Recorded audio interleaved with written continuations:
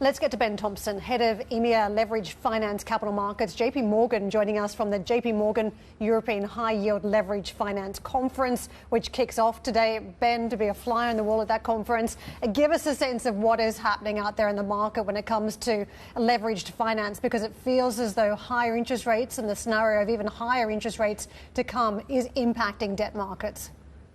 Yes, good morning, and thanks for inviting us to be on this morning from the conference. The backdrop is definitely bearish at the minute. I think right now, a year that started with those types of concerns about rising rates, which still linger in the backdrop, has really become much more about what was discussed on the previous segment, which is energy prices, and particularly the European leveraged finance markets right now are very concerned about the impact of energy in addition to those rising rates in the background, and what impact those will have on the real economy and on leverage credits in particular as we head into Q3 and Q4. And that really is the overlay for investor sentiment here as we come into the conference. We had a nice rally in the back half of the summer in leverage credit, which we've given a good chunk back now in the last three weeks.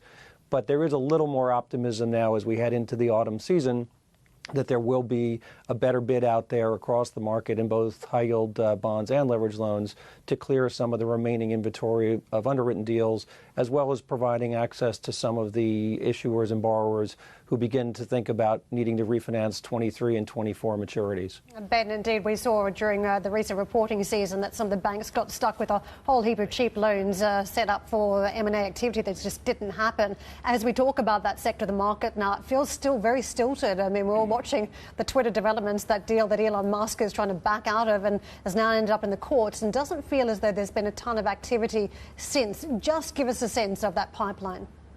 Sure, absolutely. It's a great question. So we have seen some progress on that over the course of the summer.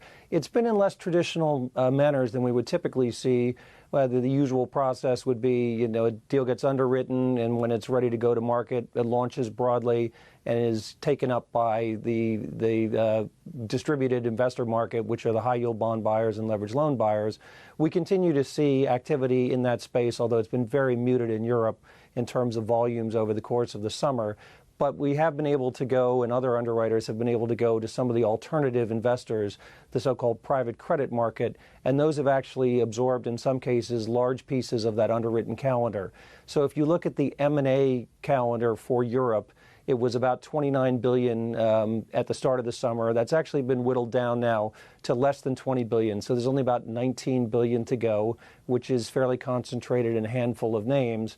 And some of that underwritten calendar will actually not come to market because some of the underwriting banks are choosing to hold on to those positions and wait out the market to see if they can get to a slightly better place. So the volume has actually come down, and we think is very manageable. If you look at the overall underwritten calendar on Wall Street across the world, it currently represents about 3% of the size of the total leveraged finance market, including high-yield bonds and leverage loans. And if you want to contrast that to where that calendar was at the start of the GFC, that was 30% in terms of the underwritten calendar versus the size of the market. So it's a very manageable number, and there has been progress made over the course of the summer in whittling that down.